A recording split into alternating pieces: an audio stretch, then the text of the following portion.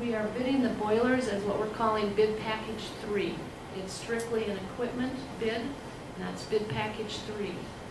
Those bids are also going to be due March 24th, same day as bid package 1.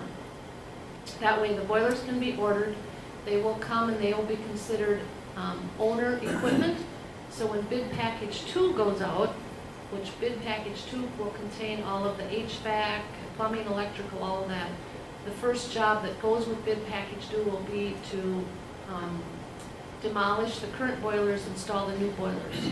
So that will all happen this summer, so we have heat in our buildings by November, hopefully, that's the plan, but we're saying October. So a little confusing there, so we're doing, bid package 1 comes in on the 24th, bid package 3 comes in on the 24th.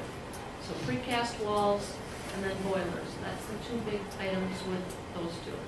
And I'll just add that we pushed for that because of the fact of, that's a whole other year of putting dollars into really old boilers.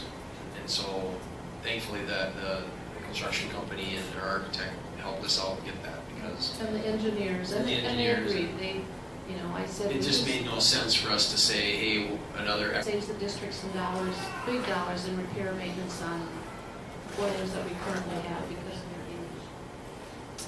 So bid package 2 then will go out in April. We don't have a definite date on that. They're still finalizing that. So bid package 2 is basically everything else. All the construction, the plumbing, the electrical, everything else will go out with bid package 2. So architects were here last Wednesday and we did the final meeting with technology. So we went room by room to make sure we had all the data drops that we need, the wireless access points, the electrical, covered all that. We had about a 3-hour meeting and just kind of room by room to make sure we had all the drops where we need it, because now is the time to make sure you have the drops where you need them for all the data connections and that type of thing. So things are moving along on the project. So questions that you have on bid packages and the advertising, if you've seen it, go out.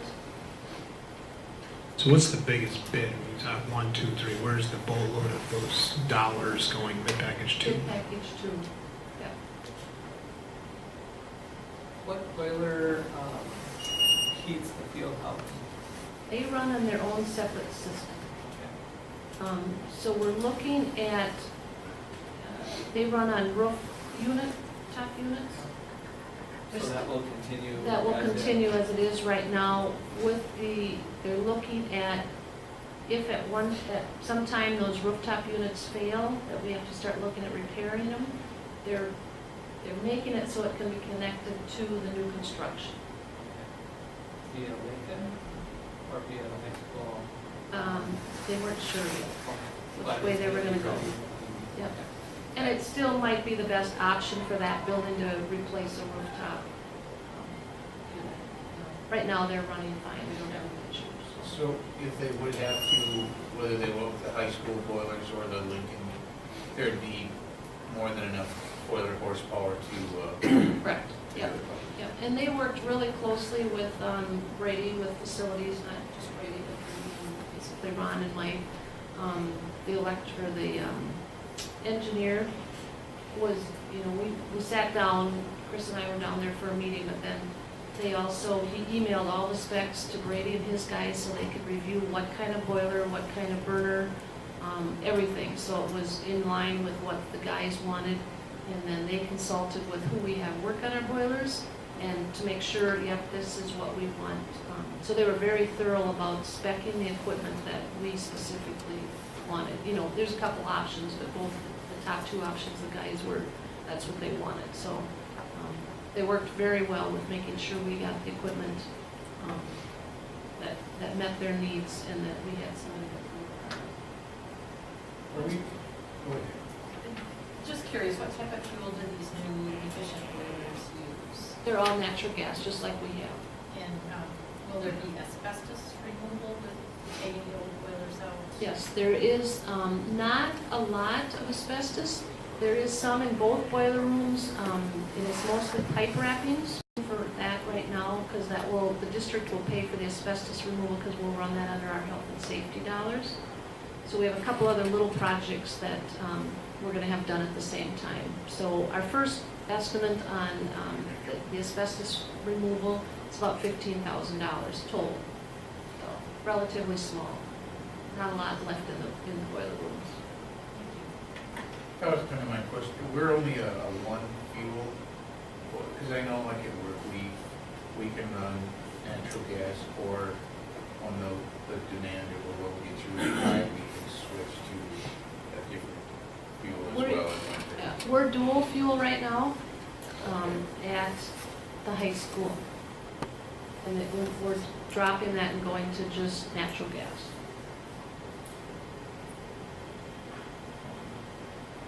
Will any of the boiler changing impact the ductwork in the existing buildings? Or do we- Because there basically isn't ductwork, because it's all steam traps that Okay. come up from underneath. I see, so it's just gonna be ductwork in the new facility because of lack of tunnel. Yeah. They'll all come in from the similar to the early childhood center.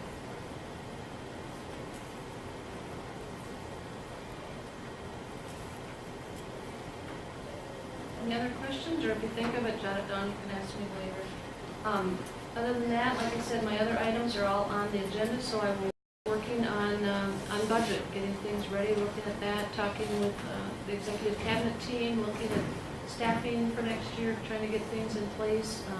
Very little revised budget changes yet to bring to you, so that's why I was holding off a little bit longer, because there's not anything real significant or alarming, so we'll wait with that for a little bit yet, and we'll get ready to bring the new budget to you. Rich, you getting your questions answered on the Oh, I'm bids? sorry, Rich, I was turned this way, not that. There's one thing we talked about before the meeting, so we have an audience member. I can't remember. What's your name? Tyler. Tyler. Tyler's at what is this your third or fourth consecutive board meeting? Probably fifth. We're going to give you an award here when you reach sixth. So do you have any questions on the bidding process at all? I think so. All right. Rich, did you have something like No, this? that's fine, I'm just here listening. Okay, I'll learn. All right. That's good. We'll move on. Yeah, it's, trying to keep these bid packages straight, and when they're coming and when the bids need to be due, it's going. It's going. All right, thank you. Moving on to Mr. Butler. Thank you, and good evening.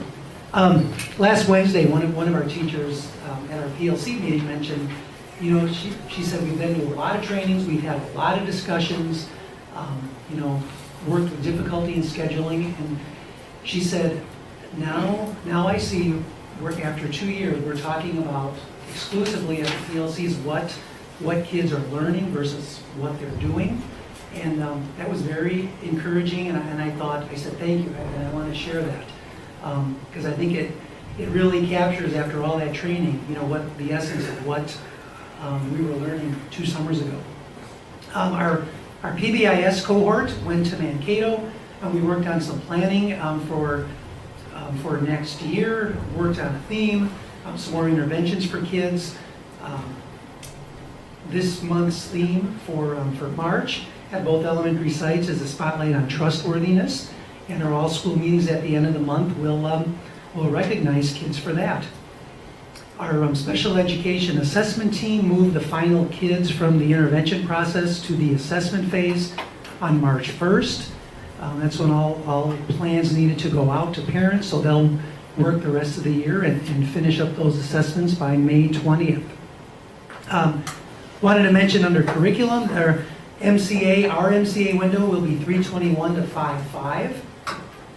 Also under curriculum, Joy and I are taking the team tomorrow to St. Cloud to learn more about Project Lead the Way at St. Cloud State University. I'm looking at the launch, which is K through 5, and then Gateway, which would be grade 6 at the elementary. Down near the bottom, we received our site award for Minnesota Reading Corps. We'll get one full-time tutor at Helen Baker, and that person will work with grades K through 2, and half-time at Lakeside, which works only with grade 3.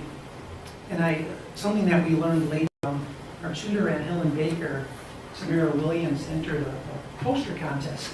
And you can see what she did with our K through 2 kids, and they were the statewide winner with the poster they put together, so I wanted to share that with you.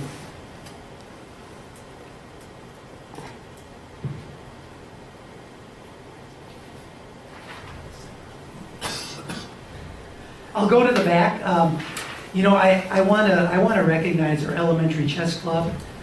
Through the Stevens Seminary Foundation, we're able to pay 3 parents, Shannon Matson, Corinne Schmieg, and Amanda Stroifert, a modest stipend for leading that elementary chess club, and it's more popular this year than it has been in the previous 2 years we've run it.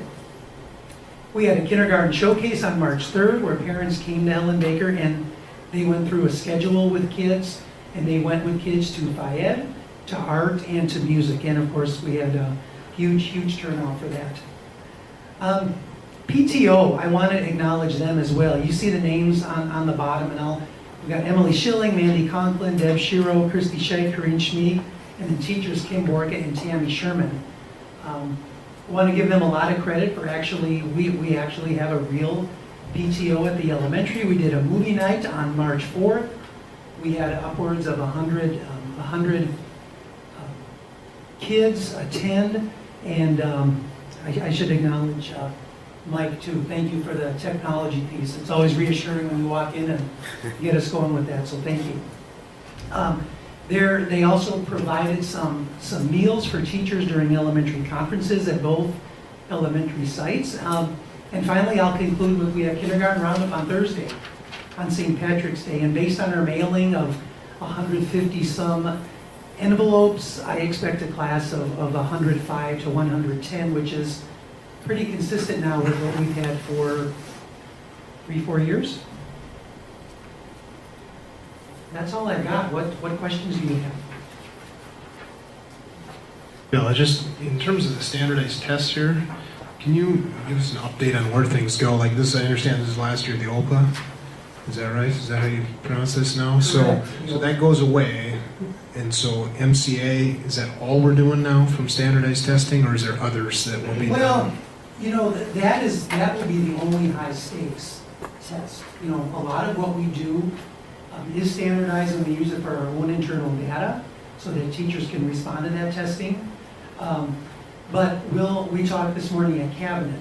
There's a tool that we're going to be renewing.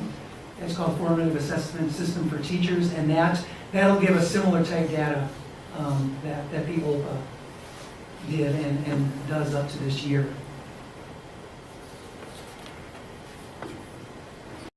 We'll do NWEA measures of academic progress, the MAP testing as well, but for internal needs, like you said, versus high stakes. Jamie, we don't. We've transitioned to FAST and are using that tool for that information. And they do continue to modify that, and looking for telling us more enhancements for the following year, especially in math. Okay. What grade levels and how many times a year does that happen? So it's available grades K through 10, and we're going to relicense through 10th grade for about 1,300 students. And we do benchmarking 3 times a year, progress monitoring weekly on some kids, every other week on other kids who are in the title program, for example. Is that? Thank you. You're welcome. All right, thank you. Okay, Mr. Sanju. Thank you. I'm sure you guys get this information, but I also have here, if you're interested from a board standpoint, about the MSBA, I think level or phase 3 and 4 training. But when I get these, I just want to make sure that I pass that on to you. You guys might be getting those in the mail as well. Having our next community schools meeting on the 18th, which everyone here is invited to attend. We're going to have an update on a school update that we try to do, but then the Parley Pro group that sometimes performs here will be doing that on Friday. We've also got our next district advisory group meeting scheduled for next Monday at 6 o'clock. We're going to meet for an hour so that we can get over to the concert. I know that the other principals have talked a little bit about the STEM initiative. We've been basically talking a little bit about that every week for the last several weeks at our cabinet meetings and our executive cabinet meetings, talking a little bit about how that implementation is going to look. Just to speak a little bit more about that, once we know a little bit more with the board, potential board meeting, we'd also like that we talked a little bit about, but trying to combine that potentially would be a good thing because they're both going to be basically happening at the same time. So I don't have a specific date about that. And in that work session, one of the things that we can talk a little bit about is somewhat of the school plan and some of the visions of some of the additions that we are going to be looking at trying to put into play with that related to the STEM and how to initiate that STEM stuff. And so we'll get you that information on that particular date on what when we know when that's coming, but sometime probably at the end of March. Okay, and we'll try to work out with your schedules and best that we can. So more than likely an evening meeting, even though our second one is usually morning to try to approve things. But if we need to start it with a board meeting and then finish it a little bit with a work session, that would be a nice way to do that so that we can combine those two ideas. One of the things that we got back from MDE here recently was our graduation rates. Those were released, and one of the things that I'm very proudly to report over the last 5 years, GSL has had a 97.12% graduation rate, which I think is just phenomenal and excellent, and certainly something to brag about. I want to say thank you to the many staff members that helped with the Glencoe Expo. We had a booth, or actually a double booth, that really showcased all the many things that we're doing here at GSL.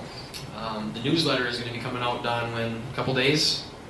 It was mailed on Thursday. So it might even be in the hands of people already. Special thank you to Don once again. If you page through that newsletter, you're going to find lots of really great data, great stories, great information for things, and I really hope that people take the time to look at it because it is an awesome showcase of what we're doing. We talked a little bit about the building project.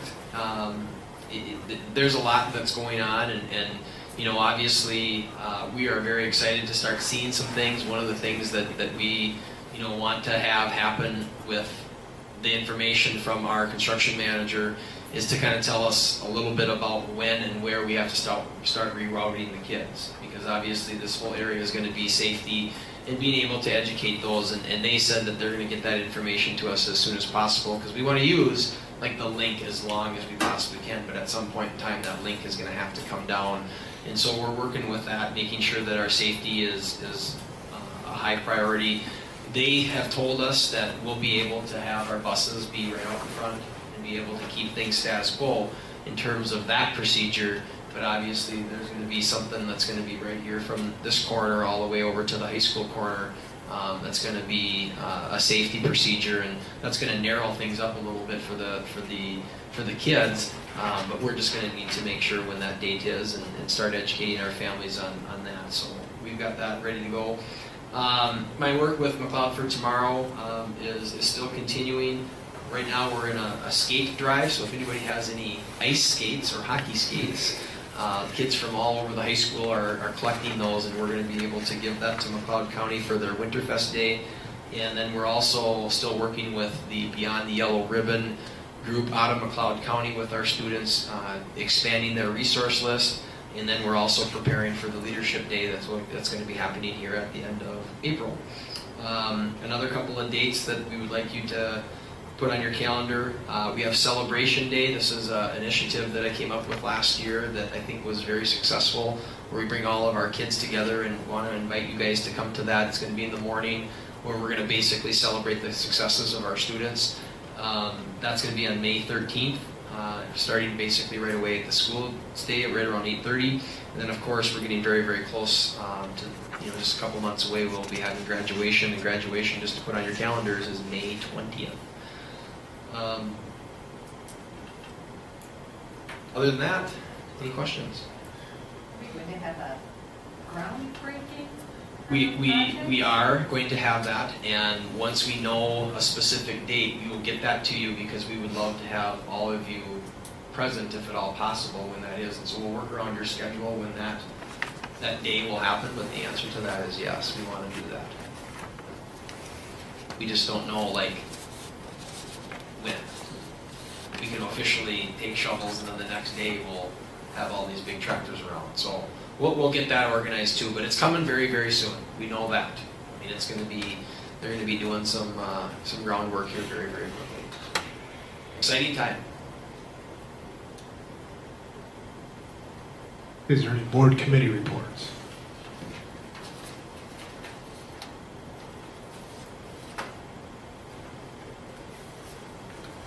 Okay, hearing none. We'll move on to motion to approve the agenda. Please note there is an addendum to the agenda, which will be the window and door bids here. So moved. Motion by Jamie, do we have a second? Second.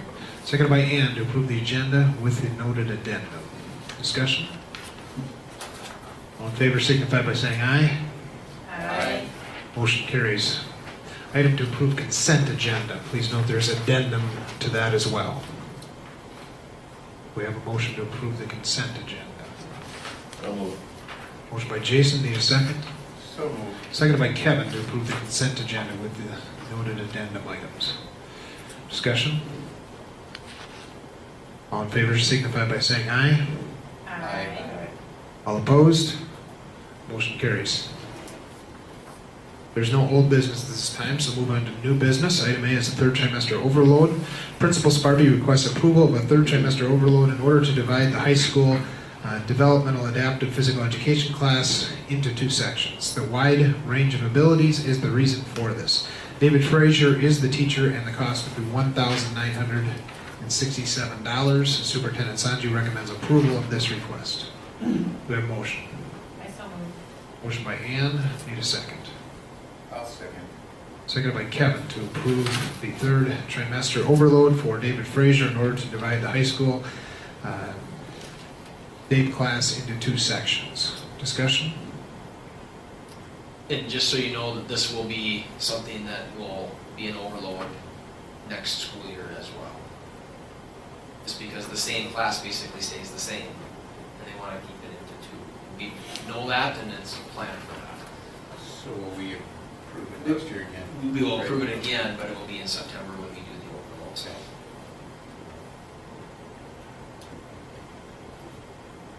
Okay, we have motion by Ann, seconded by Kevin. All in favor signify by saying aye. Aye. All opposed? Motion carries. Item B, grounds agreement with 4.0 Services.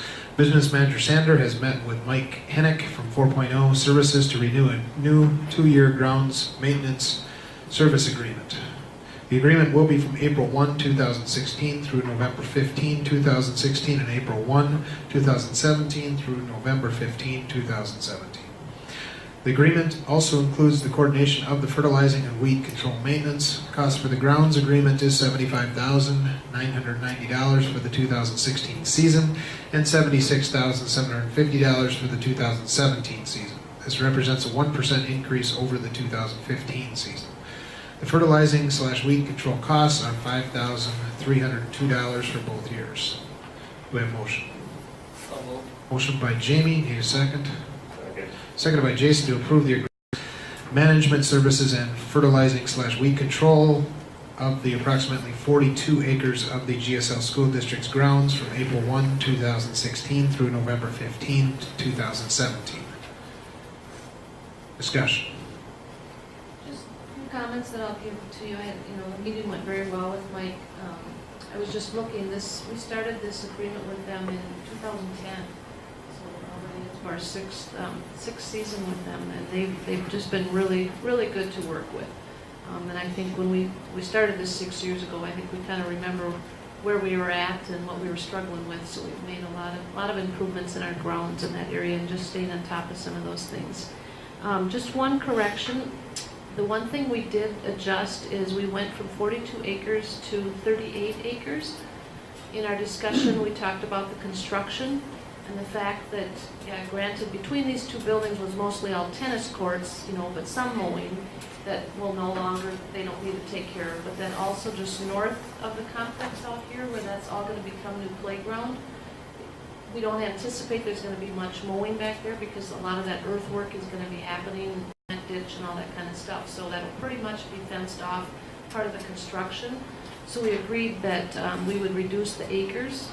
So we were at 42, and if you remember 2 years ago, behind our football stadium, when we added the soccer fields, we added acres, and now we're taking acres away. So our agreement right now is for 38 acres that they will be managing. And then we did talk about in 2 years from now, when the construction is done, and what happens at Helen Baker. So we've kind of already had those discussions about, you know, we have another reduction in acres at the time when and if we sell that property and then we no longer maintain that. So we're already having that discussion. So our new contract with the 1%, which is just, I recommend a really nice, you know, it's a nice low increase. So we're paying actually less than we were last year because of the decrease in acres. Last year our contract amount was $77,238. So we've actually got a decrease in that grounds of contract. So I had kind of covered everything with Jason and Jamie. I don't know if they had any other concerns from their standpoint, but I think we're good to go on it. Jamie, do you want to amend that and make this 38 acres rather than 42? Is that what you just Yes, said? 38 acres is the new agreement, and I apologize, I didn't catch that in the motion earlier. Yes, I would make that change from 42 acres to 38 acres. I'll second that. Okay, thanks Jamie, thanks Jason.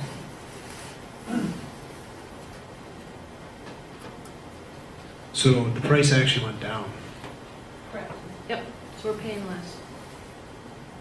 And on the weed control part, they don't apply the fertilizer weed control, they kind of subcontract through another company, but they do all the coordination of that.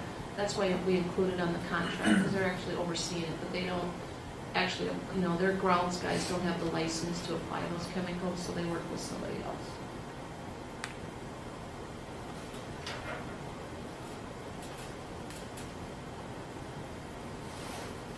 Okay, we have a motion by Jamie, seconded by Jason. All in favor signify by saying aye. Aye. All opposed?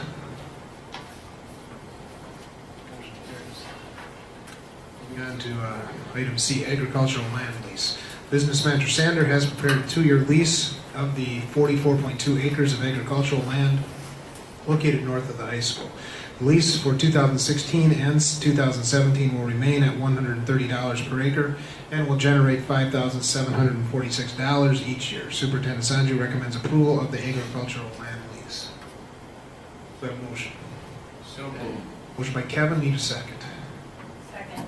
Seconded by Ann to lease the 44.2 acres of agricultural land located north of the high school for 2 years at $130 per acre in 2016 and 2017 for a total of $5,746 each year.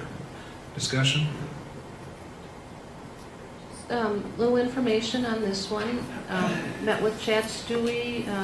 He's a great renter to have. He's just a nice, pleasant young man that works so well with us as a district and works with our FFA department so well.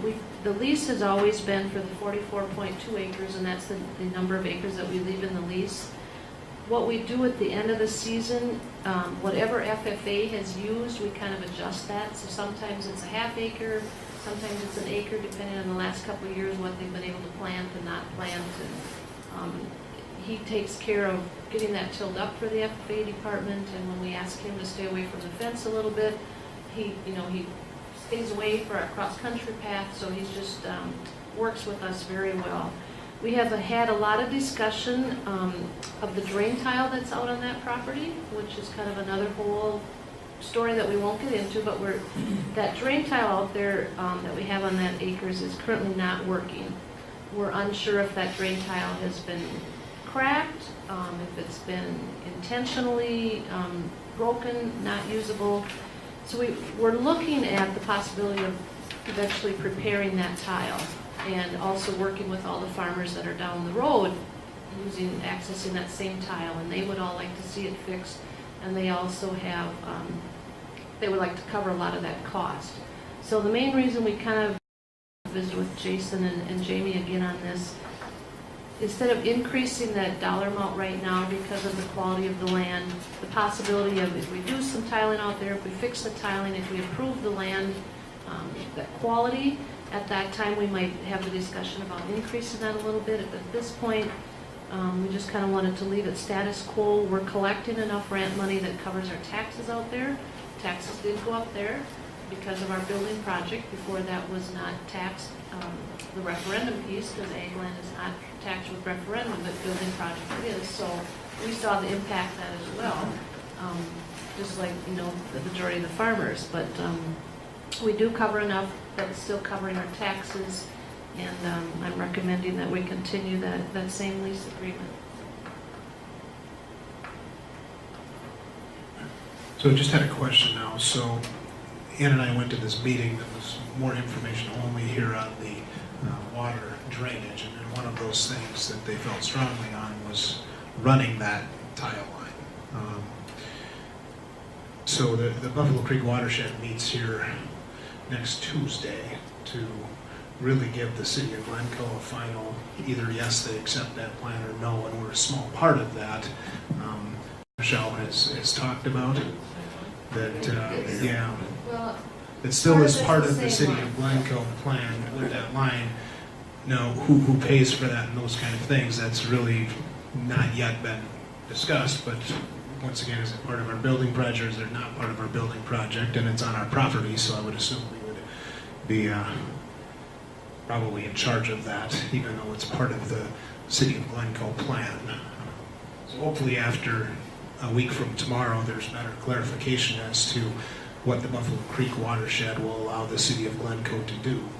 And how does that tie in with our building project? Well, I mean, it's part of it, even though we're a separate part of that. We've had lots and lots and lots of meetings, discussions, and lots with engineers and more engineers.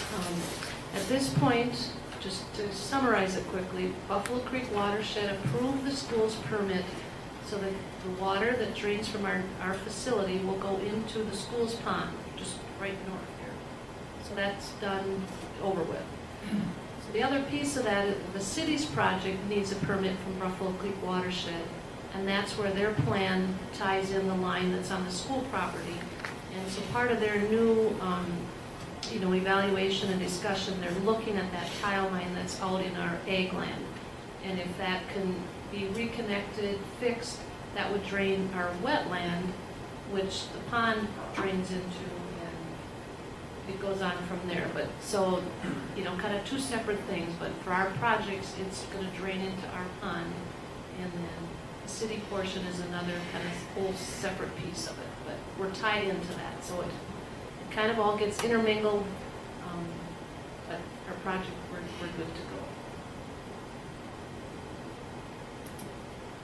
Isn't the hang-up kind of with the city and Buffalo Creek Watershed really the size of the tile that is going underneath the railroad track? Isn't it mainly that part that is kind of the discussion, the debate going on, besides our tile and what we would do? Doesn't that part have to kind of get figured out maybe first as far as the size? Part of their issue is the size of the tile. For us, it doesn't have to get figured out. Right. We're good.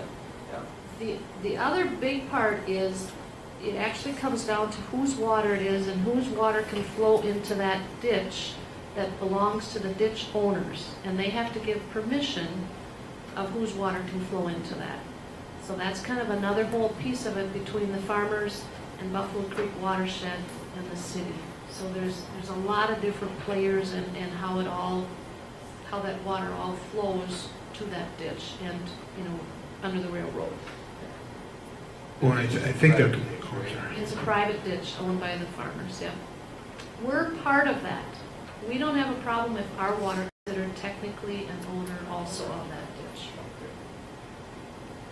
but they also are concerned how much holding capacity do we have here, and that's where if they lower that existing pond by, I don't know, is it a foot or is it 2 feet? We would have 40 acres of water capacity, which I think Buffalo Creek Watershed likes that because then that's less water downstream. So that's another part of it, that they are not only interested in how big that tile line is, but how quickly that water gets into the ditch. And there's a lot of, concerns that by increasing that drain tile, how fast it's getting into Buffalo Creek and what's the ramifications downstream and upstream, because it's gonna affect everybody. So it's all kind of sitting with Buffalo Creek right now, and we've had, our engineers, the city engineers, the Buffalo Creek Watershed engineers. There's been a lot of, like you said, a lot of engineers, a lot of meetings, but hopefully, they get it all sorted through and working. And we're doing the best we can to work and be part of the whole solution, so.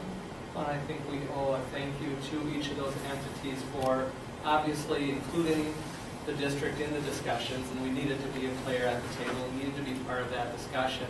But I think also thanking those entities for realizing that our project moving forward was on a definite timeline, different than their timeline, so that they did not, in their discussions, hold up our project. So I think we kind of owe some thank you to those entities for keeping that in mind too, so that that did not delay anything on our part.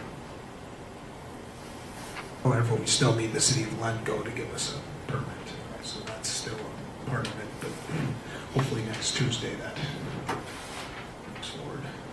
So I think anyone's welcome at that meeting. It's at 1 o'clock next Tuesday at the city center, where the Buffalo Creek will look at that city's of Glencoe's project and either approve or disapprove at that time. With all the filter strips and buffer strips along waterways, just making it, or putting a bigger tile, how does that affect? I mean, you've got all the water states running off from the city, and I know that the governor right now has something in about buffer strips along every waterway, whether it's a slough or that, but if we're just gonna run it straight through, do they not take that into account, or? We're okay because ours isn't running into a ditch, but that is a new law. With the ditch, I think the feet right now is a 16-foot buffer strip that they have to have along the ditches. So that was another part of the discussion for Buffalo Creek Watershed and the farmers that were at the meeting that I was at. And they wanted to make sure that they didn't have to increase that buffer strip to accommodate the additional water. I believe the governor's proposal, I believe, is to 24 or 25 feet is what he said. I mean, it's not a law yet. Right now, it's 16 and a half feet or whatnot. I thought I read that got tabled till next year, to the committee and stuff. But his proposal. 'Cause I know Buffalo Creek, that the last meeting I was at, that was at 16.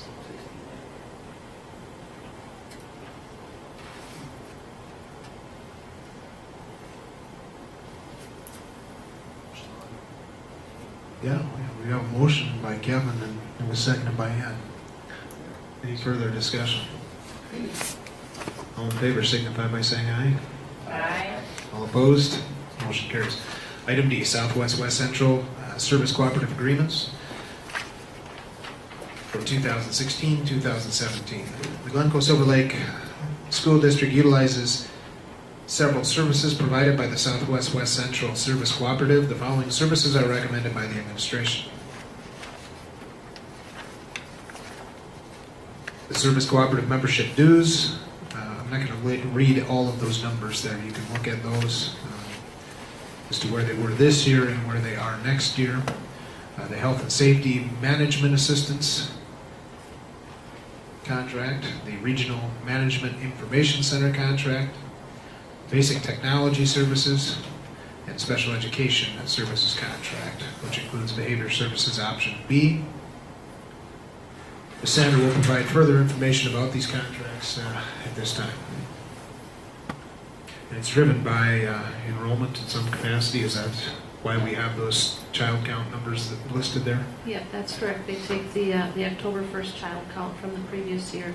Not gonna, spend a lot of time unless you have specific questions. We've been doing this contract for years and years and years, so no big changes that we have from what we've done in the last couple of years, looking to 16-17. The reason we do these now, which may seem a little early to you, but if any changes that you want to make as an individual district to this contract, it could affect staffing.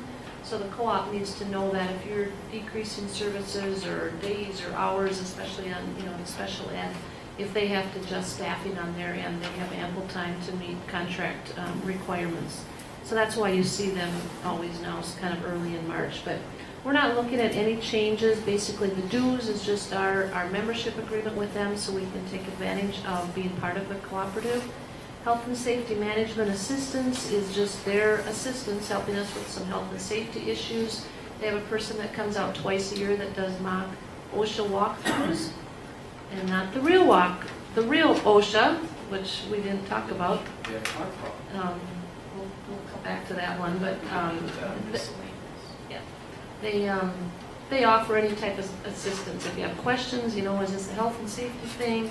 If you have trouble with reporting, they're available for that assistance. The RMIC contract is basically our finance system, our payroll system, and our MARS student system.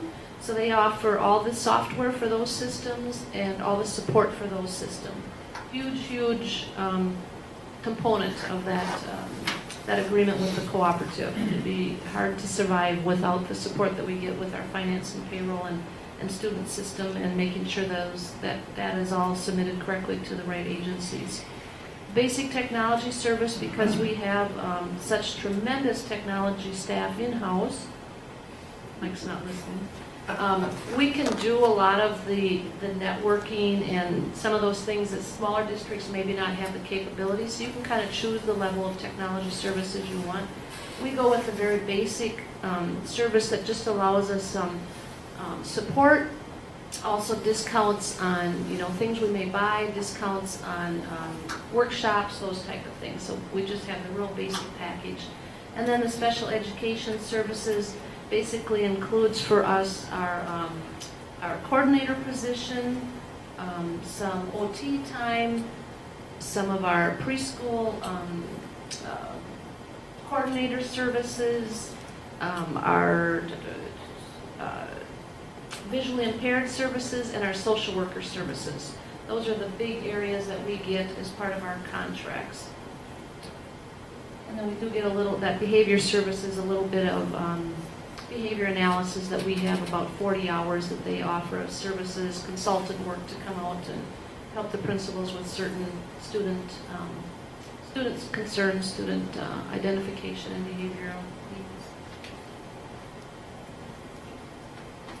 Because there's some special ed services and things involved with this overall contract, do we get any type of reimbursement or federal dollars for this? How it works is our federal dollars flow through the service cooperative. So whatever we're allotted as a district flows through that agency, and then they disperse those funds. Our contracts then come off the top of so if we get $500,000 in federal ed aid, our special ed services all come off of what our allotment is, and then we get what's left to use to meet our local needs, whether it's staffing, supplies, equipment, room remodel. We're going to use some for our new special ed van purchase, those types of things. So yes, those are all covered through our special ed federal funding.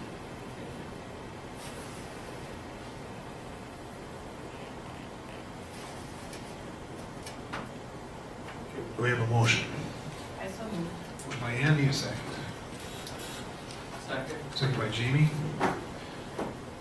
To contract with Southwest West Central Service Cooperative for the services as listed above for the 2016-2017 school year. Any further discussion? Hearing none, all in favor signify by saying aye. Aye. All opposed? Motion carries. Item E, second reading of policies. The following policies received their first reading at the February 8th board meeting. It is the recommendation of the policy committee consisting of directors Von Berg and Twiss of these policies.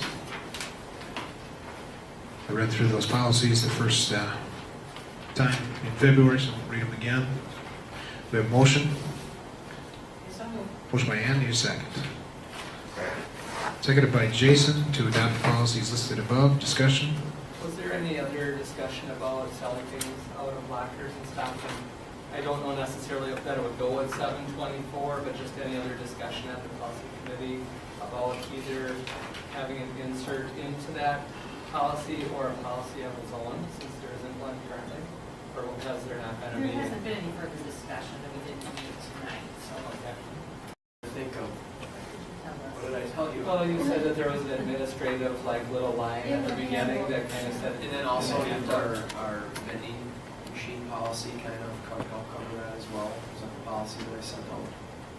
I think Jim was just referring to if kids bring, Right, but I think our vending machine policy can kind of cover that because that specifically tells us what we can sell. And so if it's not listed in a school kid's locker, they can't do it. It kind of, you know what I'm saying? Because of our policy that deals with vending machines, that you could use if you needed to say, no, you can't do that. I think the rest then was kind of covered in the handbook, And covered in the handbook. administrative. Because the vending machine can outline what we can sell. If that's not covered, then a kid can't. I had a question about the violence one. I mean, I'm sure we've all seen in the paper the last few weeks where there've been teachers in St. Paul that have been beat up by students, different school districts. Do we, and I have no clue as to how we would work that in, but does this policy cover that? Well, yes. It does. Yeah. Okay. See, I think our crisis plan, if it's true violence one, that it's mandated in healthcare now, that all healthcare facilities have a violence in the workplace policy there, but that really is more of a, if you would have those casualties, multiple casualty type thing. I don't know that crisis plan by memory here, but there is some of that of how do you respond in that situation in terms of chain of command. But isn't your question more along the lines not of how it's handled, but the consequences for it? Right, the consequences for it. I mean, I don't know off the top of my head, but okay, I can look into that. So in terms of consequences, you're saying if a student or a staff member or a member of the general public?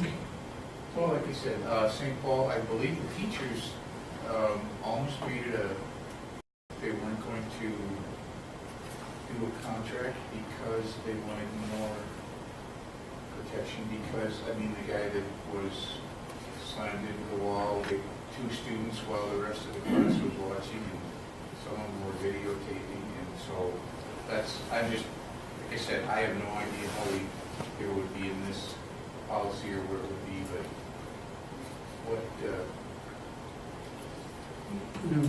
Dawn, I think that would be under our policy on student discipline rather than this one, but I could be mistaken.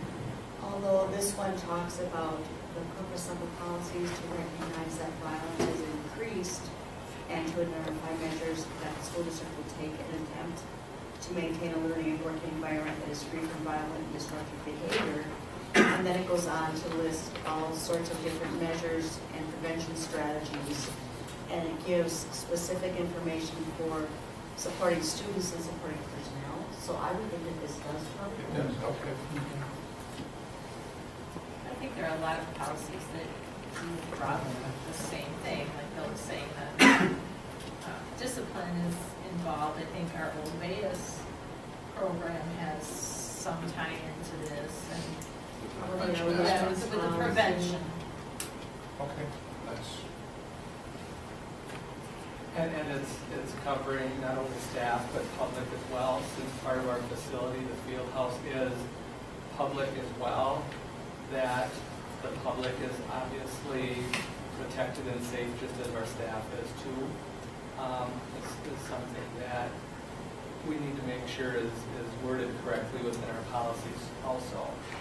That we have to remember that part of our facility is, I want to say, always open to the public, meaning the field house. The field house also has their own membership with some waivers in here. I couldn't tell you exactly what the waivers are, but some of that is covered with your membership agreement. Okay. So what we're saying is there could be multiple policies that would be affecting that. If some sort of violent act happens, is what you're, yeah, I mean, All right. And then does the crisis plan kind of lay out the order in which the policies trump one another? I don't think so, no. It depends on the situation and if it's more student discipline versus violent employees, but it's gonna be situation based.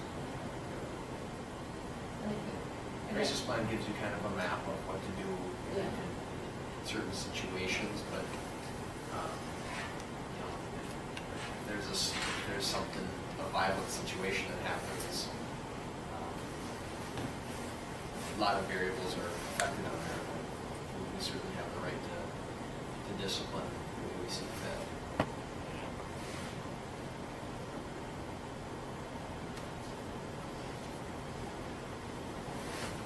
Okay, we have a motion by And then seconded by Jason. Any further discussion? All in favor signify by saying aye.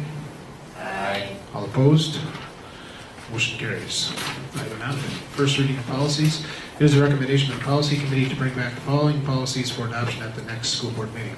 Policy 416, drug and alcohol testing. Policy 616, school district system accountability. Policy 801, equal access to school facilities. Policy 802, disposition of obsolete equipment and material. Policy 805, waste reduction and recycling. Policy 806, crisis management policy. Policy 901, community education. Policy 902, use of school district facilities and equipment. Policy 903, visitors to school district buildings and sites. Policy 904, distribution of materials on school district property by non-school persons. Policy 905, advertising. Policy 906, community notification of predatory offenders. Policy 907, rewards. Policy 907.1, latex balloon / latex glove, prohibition. We have a motion. So moved. Motion by Ann, need a second? Yeah, I'll second. Second by Kevin to bring back the policies listed above for adoption at the next school board meeting. Discussion? All in favor signify by saying aye. Aye. All opposed? Motion carries. Item G, resolution to accept donations. This is a recommendation of Superintendent Sanju to adopt the resolution to accept donations. Do we have a motion? So, Motion by Jamie, need a second. second. Second by Kevin to adopt the resolution to accept donations. Discussion? A huge thank you to each of the companies, corporations, individuals, groups, associations, and so forth for their generous donations toward wonderful opportunities for our students here at GSL. Thank you very much. Okay, all in favor signify by saying aye. Aye. All opposed? Motion carries. Moving on to miscellaneous. Do we have any miscellaneous? Well, just mention, Oops, I'm sorry. I'm going to go to the addendum, thank you. To the addendum, which is item H, window/door bids. School district received bids on Thursday, March 10th for the windows. There were 4 bids received because of the incomplete documentation on the 2 low bids and the substantially higher cost on the next bid. Superintendent Sanju and Business Manager Sander, along with architects Rigo and Youngquist Incorporated, recommend the board reject all bids and rebid the project. The project would be rebid according to the original specifications with the exception of changing the completion date from August 1 to August 15, 2016. We have a motion. So moved. Motion by Jamie, we have a second. Second.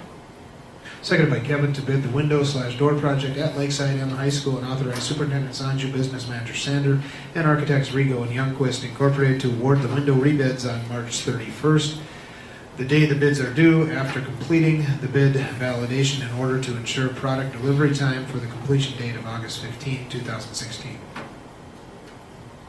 Discussion. Okay, so I see if I can confuse you or not. Nope. All right. We bid the window door projects, and like Clark read, the bids were due last Thursday, March 10th. When we passed the building bond, part of the building bond question included dollars specifically designated towards finishing the windows at the Silver Lake building at Lakeside Elementary. We've been starting working on some of those windows, but we haven't gotten more money designated for that project. So that was part of the bid bond. So as we were looking at this, meeting with Jason about facility plans and operations, one thing we decided to do with new windows on Lincoln, brand new construction, we decided it was time that we needed to do the high school windows, which has been on our list, but just didn't move up to the priority until now. But their original windows, they need to be replaced. So instead of bidding the high school as a separate project, we said in meeting with the architects, it would be to our advantage to put it all together into one bid. So that's what we did. It was a combined bid of Lakeside and the high school. And then as we're talking, we had said, well, instead of just bidding the windows at the high school, let's get those doors replaced at the same time. So we'll have a complete new envelope around that, the current high school building. So we added in the new curtain wall in the front of the high school and 3 doors, double doors on the east side of the high school. So you send out the bids. The bids came back, and part of the bid requirements is the contractor has to give you a base bid. They have to provide a bid bond. They have to acknowledge the alternate 1, which accounts for liquidated damages. They also have to provide a contractor certification, which was a new law that was put in place last year. They have to acknowledge the addendum, and then they have to give you their start and end dates, their completion dates. So the bids came in, we opened them up. The lowest bidder did not comply with all the requirements in the specifications. They did not provide the contractor certification, the addendum acknowledgement, and they could not meet our completion date. We then looked at the second lowest bidder. They met all the requirements, including the completion date, but they forgot to include their contractor certification. So we had a total of 4 bidders that were here, well, 5 bidders that were here, 4 that submitted bids. The 5th bidder, last minute, didn't get his phone call, couldn't provide us a bid. So there were actually 5 very interested, which was encouraging for us that we had 5 bidders that wanted to do our project. So then we kept going up the ladder. So the next bid met all the requirements of the bid specifications, but he was $60,000 higher. The last bidder then higher yet, but forgot to acknowledge the addendum. So, except for 1, everybody else had incomplete bids. Because of the higher cost, the $60,000, I don't think it's financially, being fiscally financial to spend an additional $60,000. So in discussion with, you got the information that we sent out, discussing it with the architect, re-looking at it, decided our best option is to reject all bids, turn around and immediately rebid it. Now, we're not rebidding it for the reason that it's over budget. Technically, in our budget for the building project, we had $260,000 that was designated for Lakeside, which this includes that. The other part of it, we're paying for as a district, we're paying for all of it, but using our operating capital funds to pay for the high school windows. That is not part of the bond, that's not technically part of the building project. So there was no budget, we needed to bid it and see where it came in. So we're not rejecting it because it's over budget. We're rejecting it based on did not meet bid specifications, and the next highest bidder was too much higher. So I just want to be clear that it's not being rejected because of over budget. It's rejected because of not meeting the bid specs and then the higher cost versus the 2. So we would like to rebid it. We've got the ads ready to go for the paper. We have to legally advertise twice in our local paper, and then you cannot accept the bids until 7 days after the last time it was advertised. So we would have the bids due on March 31st, and then what we're asking for is because of the quick turnaround that we need, we would like authority given to Mr. Sanju, myself, and ARY after we validate the bids. If it looks good to go, immediately get that bid approved and then bring it back to you as a board at the April board meeting, and we have you a little bit retroactively. But that way we can tell the contractor, yes, get those windows ordered so we can have it in time. By delaying this 2 weeks, we're going to have to change the bid spec to, have the completion date at August 15th. We originally had the completion date we wanted as August 1st.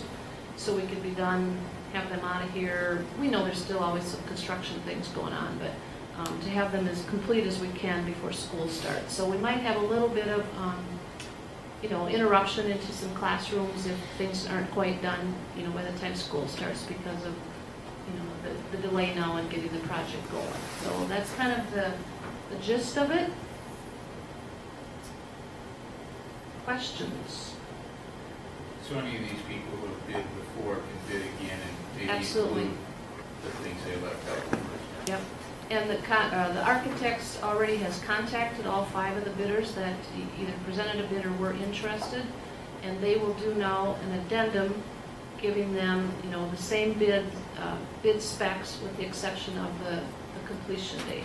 We still would like a starting date if we can of May 21st is what we have as a starting date. If they can't get their product in time, can they start on some things until their product gets here? But, the start might get delayed a little bit too. But yeah, all the same bidders can bid, and it's kind of like the cards are all on the table. They've all seen the bids now, so it'll be interesting to see what that does to, if anybody wants to adjust their price from what they've seen.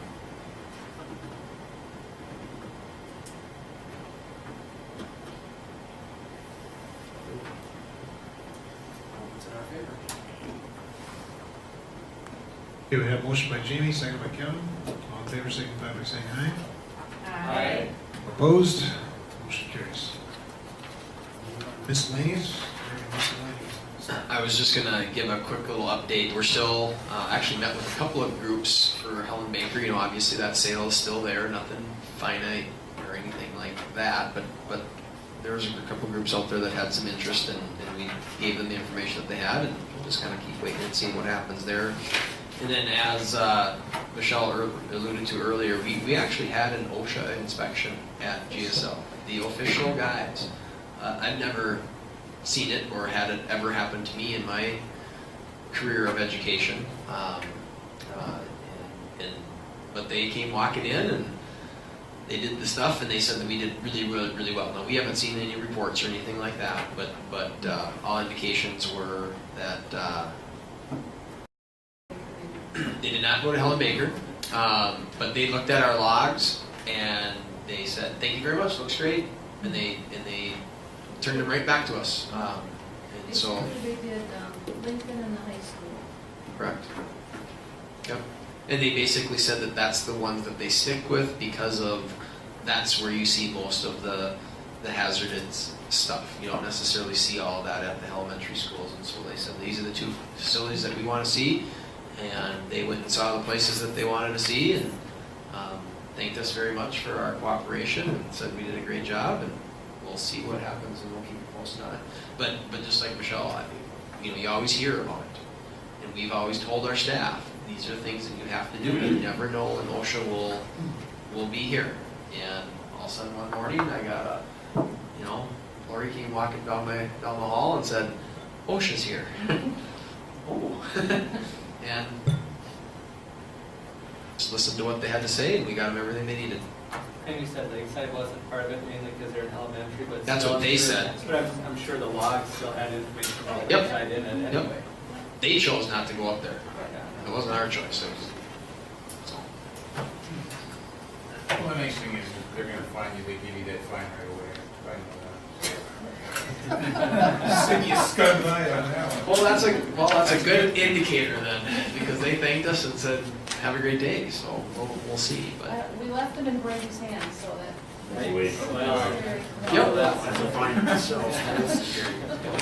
that was exactly. So anyhow, that's all I have for tonight. So thanks.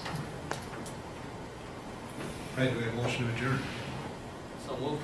By Jamie, need a second? Second. Second by Jason, to adjourn at 8:33 p.m. All in favor, signify by saying aye. Aye. All right.